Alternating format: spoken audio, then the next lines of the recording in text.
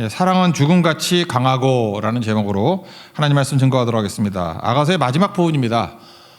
그리스도와 교회에 관한 내용이라 그랬죠. 그러니까 아가서에 나오는 이게 종말론에 해당되는 부분이라고 생각을 합니다. 주님 다시 오실 때까지 마라나타 뭐 그런 뜻이라는 거예요. 우리가 이 종말의 시대를 살기 위해서 필요한 게 뭐냐? 성령의 인침받고 살아야 된다라는 것입니다. 오늘 그게 처음 시작이에요. 마음과 팔에 도장을 찍는 이야기인데 여기는 도장이라고 되어 있지만 우리 신약 성경에는 인침이라 그러죠. 인침, 이렇게 도장 찍는 거. 인침.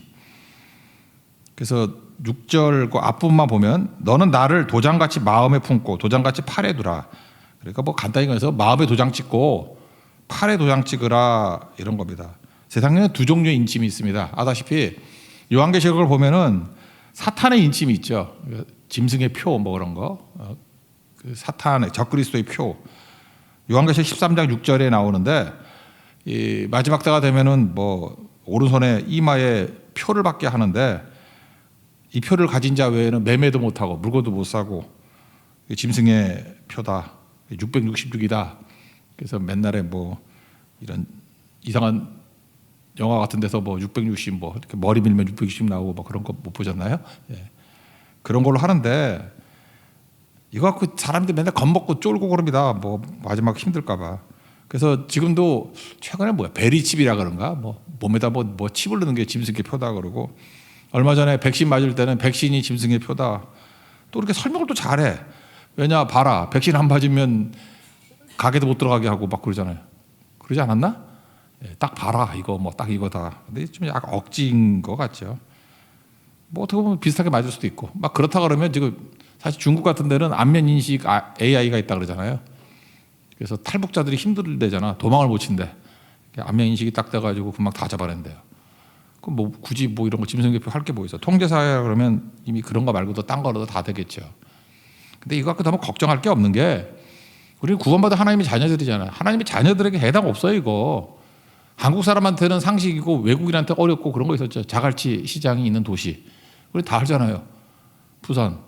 그러니까 구원받은 백성에게는 이거 해당되는 거 아니고 이게 짐승의 표를 받는다는 게 뭐예요? 이건 구원받지 못한 백성들이 이렇게 산다는 거죠. 이렇게 해서 다 깨지게 된다. 그래서 저는 사탄의 인침, 성령의 인침을 난 사탄의 인침이란 말을 또 쓰고 싶지 않아. 그래서 빡침. 예, 사탄의 빡침이에요 이건. 그러잖아. 이거 뭐 매매도 못하게 만들고 진짜 빡치죠. 그죠? 이게 사탄의 빡침이고 우리가 해당 없어요. 그러니까 먼저 할 게 뭐 선점이죠. 그러니까 짐승의 표를 안 받는 길이 뭐냐면 성령으로 인침 받으면 끝나는 거지. 우리가 외국인 대우 안 받으려고 그러면 어때요? 한국인 되면 되는 거지. 그죠? 예수님 믿고 하나님 백성 되면 되는 거지. 뭐 이거 해당도 안 되는 거 갖고 뭘 걱정을 해요.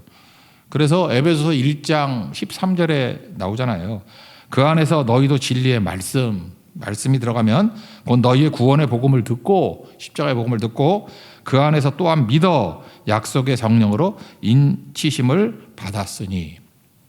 그러니까 복음 듣고 예수님을 나의 구주로 영접하면 신랑 대신 예수님을 나의 신랑으로 모시면 내 신부가 신랑이 예수님인데 뭘 걱정을 해 신부인데. 그래서 인침을 받는다는 거예요. 인침.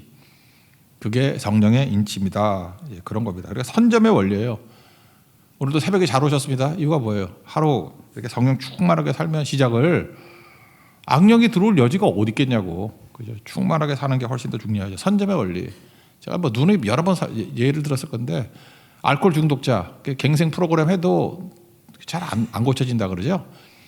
술집 뭐 한 달인가 훈련받고 나왔는데 술집 앞에 지나가 또 먹고 싶더라고. 근데 미국에는 우유 뷔페 같은 게 있다고. 뭐 돈 얼마 내면은 뭐 배 터지게 먹는 거. 거기 들어가서 배 터지게 먹었대요. 그냥 우유를 먹을 수 있는지 모르겠지만 하여튼 조금 건들면 실수해서 막 나올 정도로. 그리고 다시 술집 앞에 들어갔더니 술 마실 마음이 없더래. 그렇잖아. 꽉 차 있으니까. 선점의 원리죠. 선점돼 있으면은 악령이 역사할 일이 없다라는 거죠. 이건 뭐라 그러죠? 심리학에서 그러나 기준점 효과라는 거 들어봤습니까?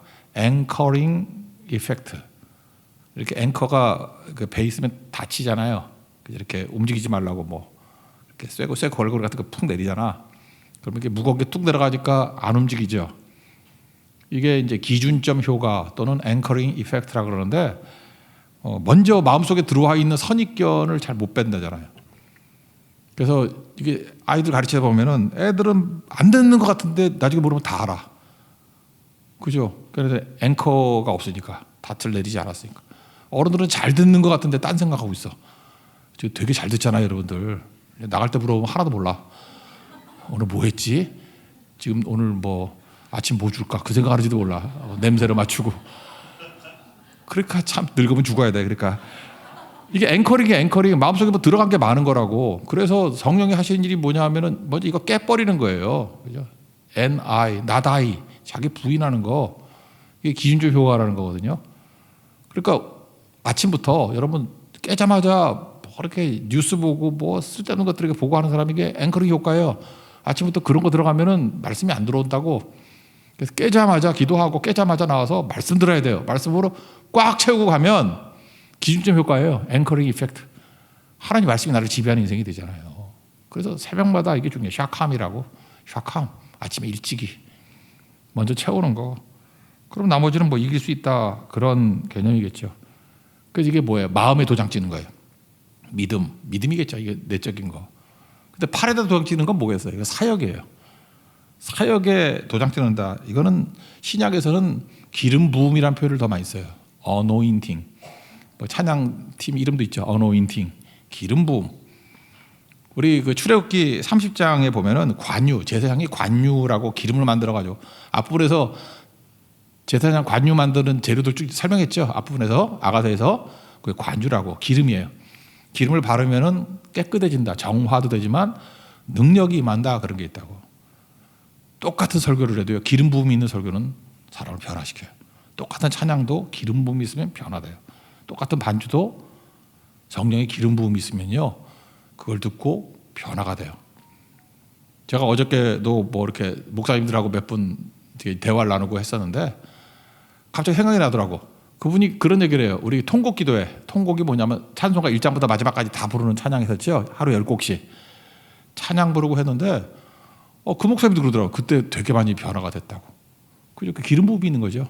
찬양도 기름 부음이 있어야 돼요. 제가 미국에 있는 그 목사님들 여러 명 들었어요. 따라하는 교회도 있었지만 그 찬송가에서 어마어마한 파워를 느끼고 그때 자기 인생에서 바닥을 헤매고 있었는데 일어서는 경험이 있다고. 제가 볼 때 10개도 넘어요. 그 사례가.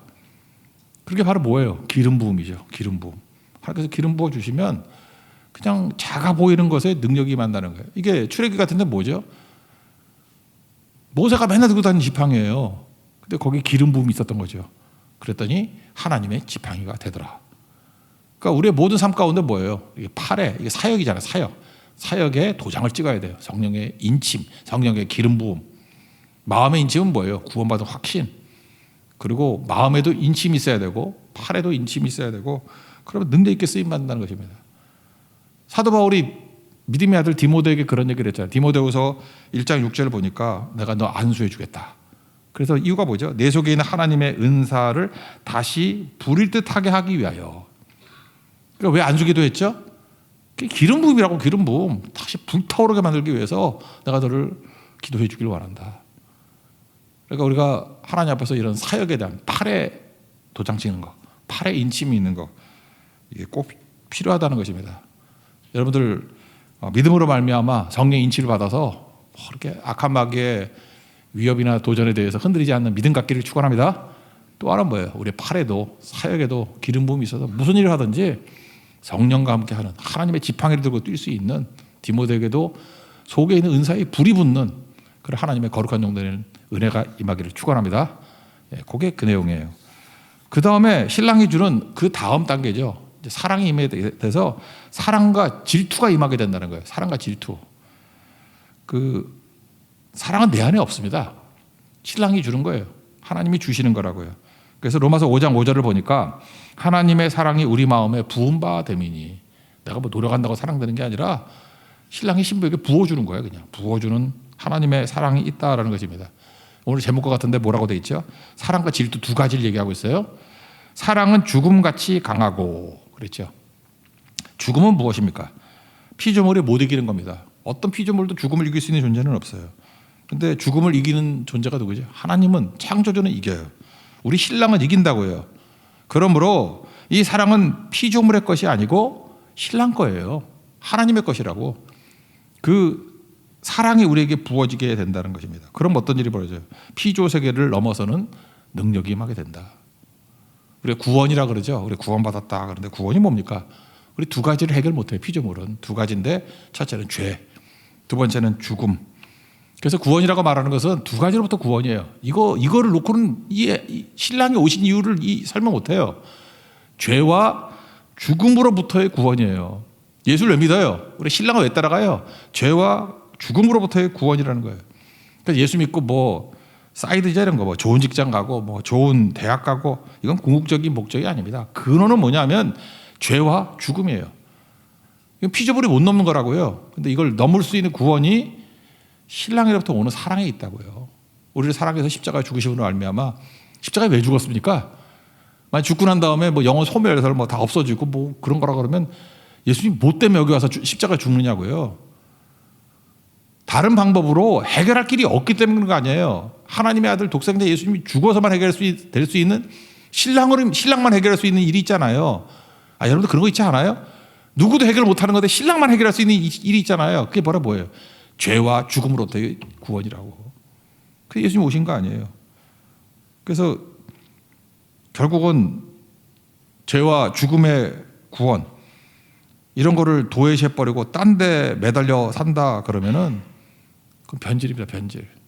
근데 사람들이 생각보다 죄인이다 그러면 인정을 안 해요. 성도들이 좀 기분 나쁘게 여길 때가 있잖아. 이게 설교 들을 때도 어떤 사람들은 보면 기분 나쁜 표정이 보일 때가 있어. 나 정직하게 살았는데, 나 나름대로 성실하게 살았는데 왜 이놈의 교회로 맨날 죄인 그래? 그래서 죄에 대해서 많이 하면 그냥 이렇게 얘기해요. 너무 부정적인 얘기가 많다. 너무 컬러가 어두워. 뭐 이래요. 그래서 기분 나쁘다는 거 한마디로 해서. 죄 얘기하면 기분 나빠요. 사람이. 죽음을요, 내가 볼 때 젊지도 않았는데 멀리 있다고 생각해. 그래서 말은 하지만 속된 말로 재수 없다고 생각해. 왜 자꾸 죽음 얘기해? 벌써 몇 번째야? 장례식 얘기하고 뭐 죽음 이후에 뭐 천국 얘기하고 자꾸만 그걸 얘기하면 기분 나쁘다고 생각해요. 나는 해당 안 된다고. 여러분, 죄에 대한 심판과 죽음은 불천객입니다. 불천객이 뭐예요? 내가 원할 때 오는 게 아니라는 거예요. 내가 부른다고 오는 게 아니고 갑자기 옵니다. 갑자기 쑥 들어와요. 신랑 대신 예수님 의지하지 않은 거는 죄 문제, 죽음 문제 해결 못 한다는 거예요. 근데 기독교를 변질시킬 때 마귀가 쓰는 방법이 뭔지 아십니까? 눈에 보이는 것만 믿음의 대상으로 삼는 거야. 뭐 돈 벌고 건강하고 대학 가고 가족 화목하고 다 눈에 보이잖아요. 그 마귀 장난이에요. 눈에 보이지 않는 근본 때문에 예수님이 오신 거예요. 눈에 보이는 거 그냥 천사 보내서 축복해줘도 돼. 죄 문제, 죽음 문제는 우리 신랑 대신 예수님이 오셔야만 해결할 수 있는 분이라고요. 그래서 고린도서 5장 7절에 우리는 믿음으로 행하고 보는 것으로 행하지 아니함이로다. NLT 같은 데 보니까 we live by faith, not by sight. 그러니까 믿음의 영역을 이렇게 사이트, 보이는 것에만 한정을 두고 있으면은 진정한 구원이 뭔지 모르는 인생 삽니다. 이걸 변질이라고 그래요. 변질. 교회를 변질시키는 거예요. 교회는 근본입니다. 죄, 죽음으로부터의 구원이에요. 신랑은 이것 때문에 오셨다. 이걸 말해주고 있다는 것입니다. 이게 십자가의 사랑이에요. 사랑. 죽음보다 강하고 죽음을 이긴다 그런 거죠. 죽음 이기고 죄의 삭시 죽음이잖아요. 죄를 이기고. 그래서 이걸 이렇게 해석하면 돼요. 사랑은 죄를 이기고 예수님의 십자가의 사랑은 죽음을 이긴다. 그 예수님의 그 사랑이 여러분들 죄와 죽음에서부터 구원하는 능력의 역사 있기를 축원합니다. 그 다음에 질투라고 나온 건 뭐겠어요? 이제 우리 사역에 있어서의 힘이겠죠. 사역에 있어서의 사랑을 질투라 그런다고. 사역 영역이에요. 6절 하반절 질투부터 읽읍시다. 시작. 질투는 수월같이 잔인하며 불길같이 일어나니 그 기세가 여호와의 불과 같으니라. 하나님의 속성이 질투죠. 그래서 구약성경 보면 질투하시는 하나님 이런 게 되게 많다고요. 이게 뭐예요? 자녀가 자녀답지 못한 모습을 보고 못 견디는 게 질투예요. 그러니까 행동하는 사랑이 질투라고. 못 견디는 거야. 우리 애가 집에서 이렇게 잘 먹고 있었는데 갑자기 가출했어. 중3이. 그것도 여자애가 저도 딸을 두고 있는데 여자가 중생이 가출을 했어. 그래서 어디 갔냐 그랬더니 주유소에서 무슨 구석 같은 이상한 방에서 거기서 자면서 되게 위험한 데서 밥도 삼각김밥만 그것도 속에 별 쓰레기 같은 거 든 거 1,200원짜리 그걸로 먹으면서 그러고 살아.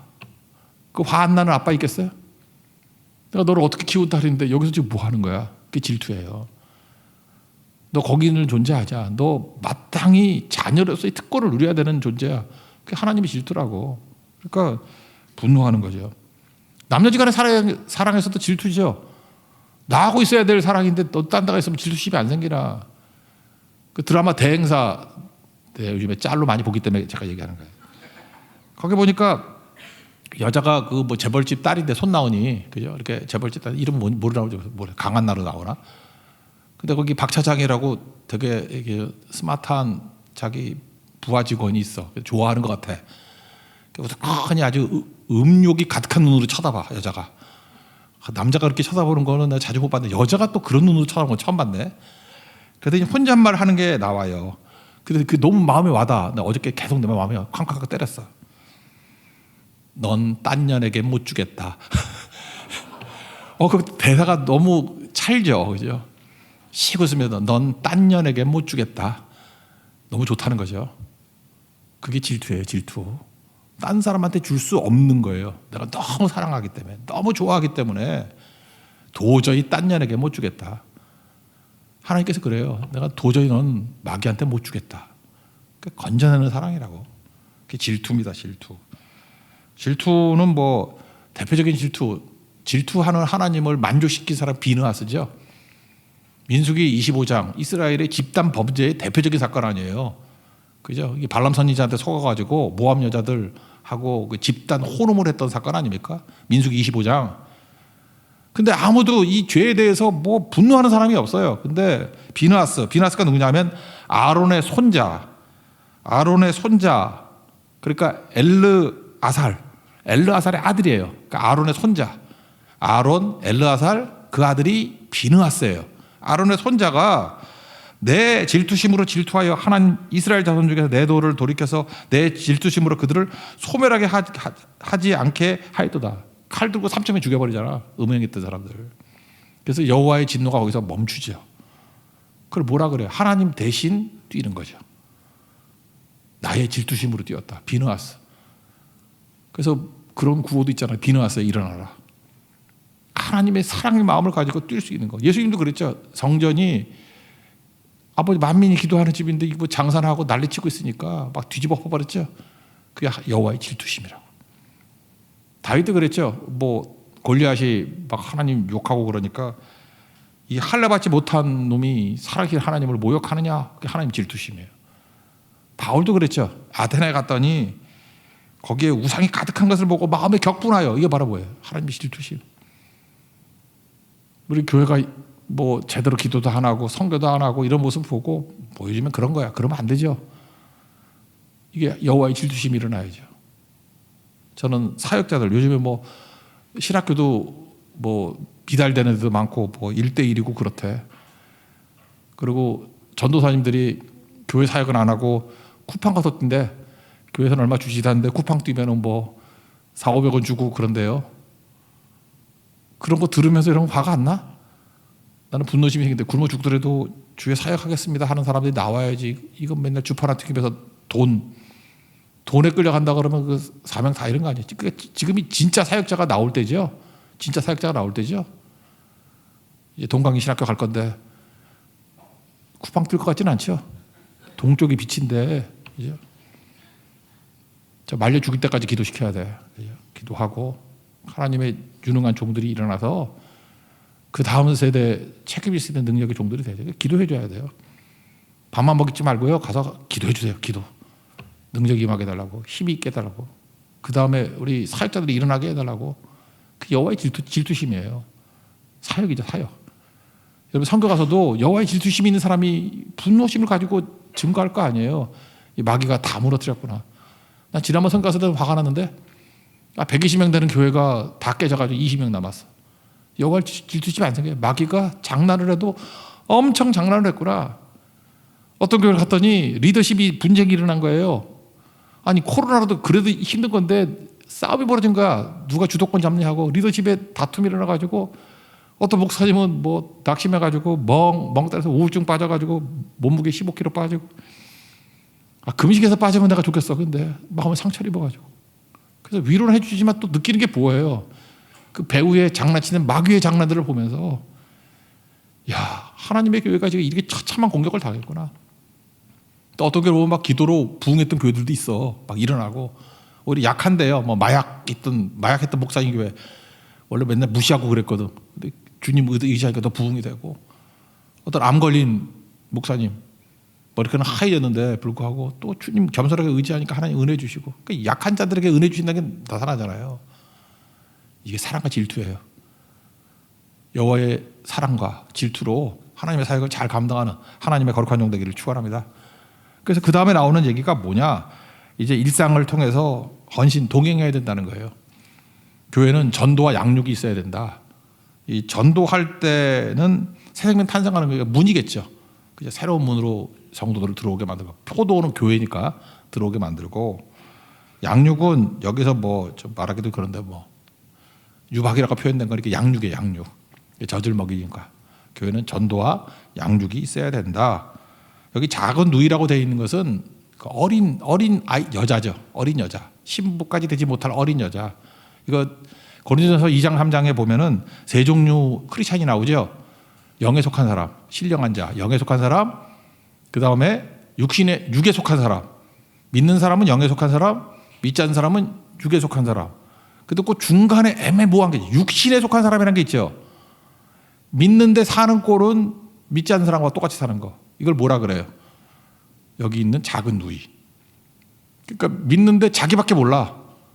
그래서 말씀도 뭐 단단한 거 못 먹고 빨리 커가지고 신부가 돼야 되는데 신부가 안 돼. 제자가 돼야 돼. 제자가 안 돼. 증인이 돼야 돼. 증인이 안 돼.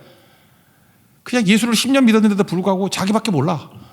그냥 뭐 맨날 쓰러졌다 일어났다 쓰러졌다 일어났다. 공동체에 대한 관심이 없고 전도도 못하고 양육도 못하고 그거에 대한 이제 안타까움들이 나와 있는 거죠. 그래서 문사역은 전도고 성벽사역은 보호하는 거고 여기 유방이라고 나오는 것은 양육 이 세 가지를 묘사하고 있습니다. 그냥 쭉 읽어봅시다. 8절 9절입니다. 시작. 우리에게 있는 작은 누이는 아직도 유방이 없구나. 그가 청혼을 받는 날에는 우리가 그를 위하여 무엇을 할까? 그가 성벽이라면 우리는 은망대를 그 위에 세울 것이요. 그가 문이라면 우리는 백향과 판자로 두르리라. 성벽은 보호하는 거고 문은 전도하는 거. 그러니까 뭐겠어요? 보호사역, 전도사역 이런 거겠죠. 그리고 이 신부인 크리스찬이 이 술람미 여인이 이렇게 얘기해요. 자신의 정체성을 내가 하나님의 부르심에 순종했더니 만족한다 그런 거예요. 만족할 때 나타나는 게 샬롬이거든. 평강이 임한다. 그래서 나는 성벽이다. 나는 교회를 보호하는 사역을 잘했다. 유방이다. 양육하는 사역 잘했다.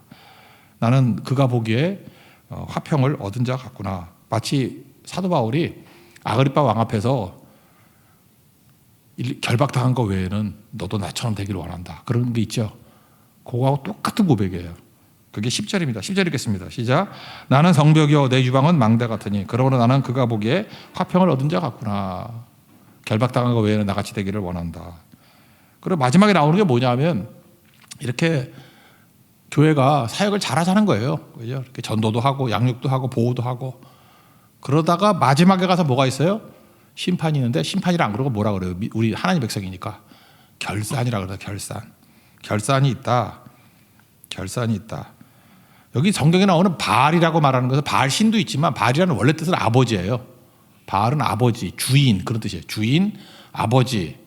그리고 더 중요한 건 일반 지명을 얘기할 때 중심이라는 뜻이에요. 중심. 그래서 바알, 부월 그러면 부월의 중심 그런 거예요. 부월 지역의 센터. 영어로 할 때 센터에서 바알이라는 거예요. 센터. 중심. 그러니까 바알, 하몬 그러니까 하몬의 중심이죠. 하몬이라는 뜻이 뭐냐면 많다예요. 풍부하다. 그러니까 바알 하몬은 실제 지명 아니에요. 상징적인 이름이에요. 그러니까 인구가 많은 도시 이렇게 설명할 수도 있고 바알 하몬 또는 세상의 중심 그런 거죠. 사도 바울은 자기가 살던 시대에 세상의 중심이 어디였어요? 로마. 그러니까 로마도 보아야 하리라. 그러니까 로마에 해당되는 게 뭐예요? 바알 중심, 하몬 많다. 세상의 중심인 이 바알 하몰에 포도원을 세워지기를 원한다. 그러니까 뭐예요? 그리스도 모르는 사람들 모이는 어장에 가서 하나님의 교회 세우고 싶다. 뭐 그런 뜻을 이해하면 되겠습니다. 그러고 나면 이렇게 헌신하면 주님께서 뭘 하신다는 거예요? 은일천 뭐 열매 세는 거 있죠. 계수하신다. 계수가 뭐예요? 결산하신다. 결산. 그래서 달란트 비유에도 보면 결산하는 게 나오죠. 그다음에 마태복음 18장 23절 보니까 천국은 그 종들과 결산하려 하던 어떤 인과 같다. 결산이 있다라는 거예요. 주님이 마지막 칭찬하시고 인정하는 결산이 있다. 11절 12절 읽겠습니다. 시작. 솔로몬이 바알 하몬에 포도원이 있어 지키는 자들에게 맡겨두고 그들로 각기 그 열매를 말미암아 은처를 바치게 하였구나. 솔로몬 너는 철을 얻겠고 열매를 지킨 자도 200을 얻으려니와 내게 속한 내 포도는 내 앞에 있구나. 여기 뭐 5달란트에게는 5달란트 주고 뭐 2달란트 2달란트 더 주고 뭐 그런 거 있죠. 예, 그런 얘기예요. 그 다음에 결산이 있으니까 이제 마지막 신부의 고백입니다. 다시 오실 신랑을 기다리는 거예요. 그래서 요한계시록 마지막 보면 나오죠. 마라나타, 아멘. 주 예수여 오시옵소서, 아멘. 신랑 빨리 와요. 신부의 고백이라는 것입니다. 신부의 고백 읽고 마칩시다. 13, 14절입니다. 시작. 너 동산에 거주하는 자야, 친구들이 내 소리에 귀를 기울이니 내가 듣게 하려무나 내 사랑하는 자야, 너는 빨리 달리라. 향기로운 산 위에 있는 노루와도 같고 어린 사슴과도 같아라. 그래서 요한계시록 마지막 짓는 것 같이 초림과 재림해가는 것들을 다 설명하고 있어요. 아가서에서. 신랑 대신 예수님 기다리고 천국 혼인잔치가 있겠죠. 예, 그때 고대하고 고대하노라. 이게 아가서입니다. 아가서의 말씀을 통해서 그리스도와 교회의 관계, 그리스도와 크리스찬의 관계 속에서 우리도 신랑 대신 예수님을 사모하고 충성하는 믿음의 종 되기를 축원합니다. 예, 자리에서 일어나겠습니다. 우리 하루의 은혜 다시 한번 찬양합시다. 하루의 은혜. 신랑의 은혜를 부어 주십시오.